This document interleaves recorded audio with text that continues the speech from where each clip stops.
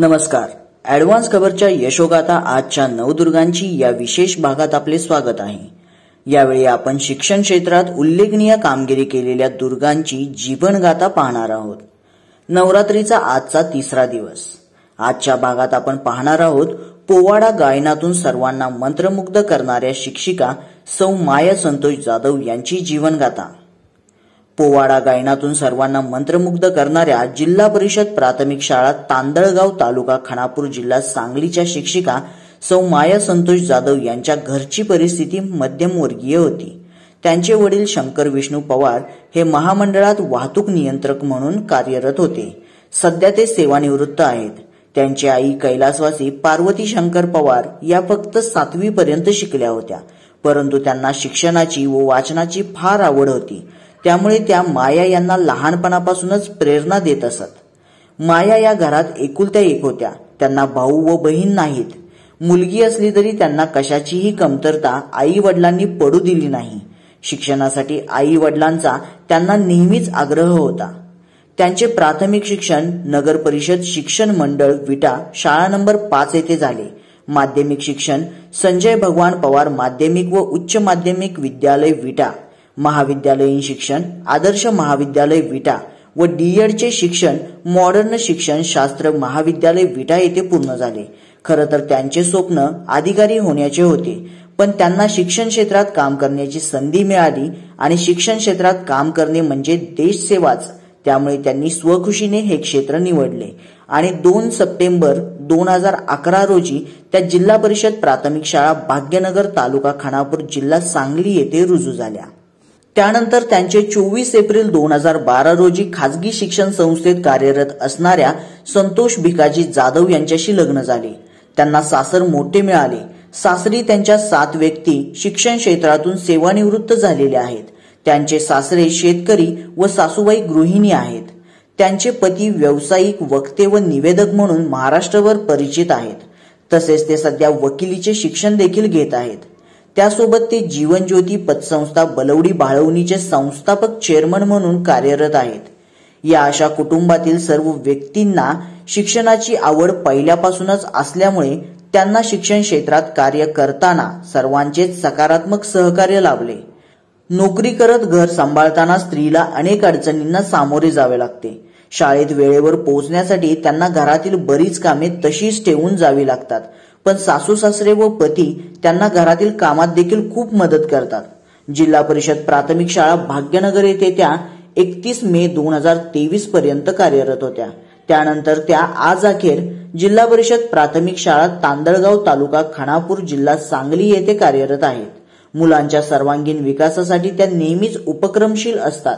शैक्षणिक गुणवत्तेबरोबरच बोलका पोपट हा भाषण कौशल्य विकसित करणारा कार्यक्रम, गायन, नृत्य, अभिनयाचे प्रशिक्षण, पत्रलेखन उपक्रम, विविध क्रीडा स्पर्धेमध्ये सक्रिय सहभाग, वाचन चळवळ वाढवणे इत्यादी उपक्रम त्या प्रभावीपणे नेहमीच राबवत असतात. त्यांचे अनेक विद्यार्थी कबड्डी, खो खो, गोळाफेक इत्यादी स्पर्धेत तालुका व जिल्हा स्तरापर्यंत पोहोचले आहेत. तसेच TSE, NSS इत्यादी स्पर्धा परीक्षांमध्ये त्यांचे अनेक विद्यार्थी उत्तीर्ण झाले आहेत.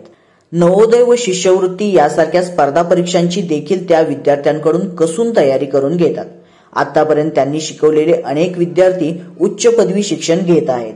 त्यांना गायन, वक्तृत्व, अभिनय यांचा छंद आहे.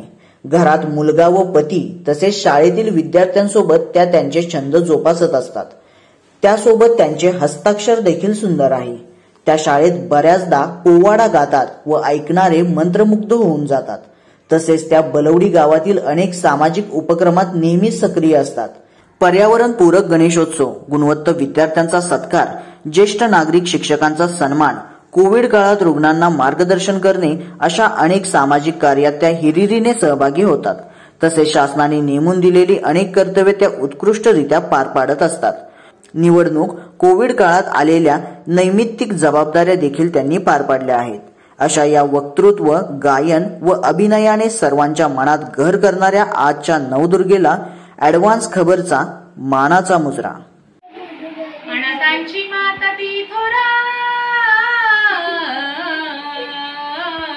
अनाथांची थोरांची माता ती थोर तिची आम्ही पोर लीन होऊन प्रथम वंदी, लीन होऊन प्रथम वंदी. अशी कुणी झालीच नाही आधी, अशी कुणी झालीच नाही आधी. इथून पुढं होणार नाही कधी, इथून पुढं होणार नाही कधी. क्रांतिज्योती सावित्रीबाई रजी, क्रांतिज्योती सावित्रीबाई रजी. 1831 सालाला, 1831 सालाला नायगावाला खंडूजी नेवसे पाटलाला, खंडूजी नेवसे पाटलाला कन्यारत्नाचा लाभ झाला, कन्यारत्नाचा लाभ झाला. नामकरण विधी पार पडला, नामकरण विधी पार पडला. सावित्री नाव शोभी बाळाला जीरजी, सावित्री नाव शोभी बाळाला जीरजी. ज्योतिबांकडून शिक्षण घेऊन, ज्योतिबांकडून शिक्षण घेऊन पुण्यात येऊन 1848 सालाला, 1848 सालाला मुलींची काढली पहिली शाळा, मुलींची काढली पहिली शाळा. समाजकंटक जरी विरोधाला, समाजकंटक जरी विरोधाला तरीही वाहून घेतलं कार्याला जीरजी, तरीही वाहून घेतलं कार्याला जीरजी. अनाथांचे आई पण केले, विधवांचे दुःख झेलले, लेकच्या साथीत परिचारिकेचे काम त्यांनी केले, अहो काम त्यांनी केले. समाज कार्यासाठी आपले आजीवन दिले. जी जी रजी रजी, जी जी रजी रजी. हे हे अखेर घडून येते घडले,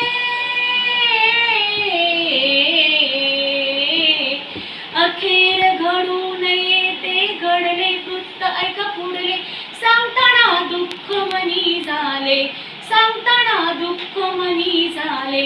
1897 साली, 1897 साली क्रांतीची ज्योत मावळली रजी, क्रांतीची ज्योत मावळली रजी.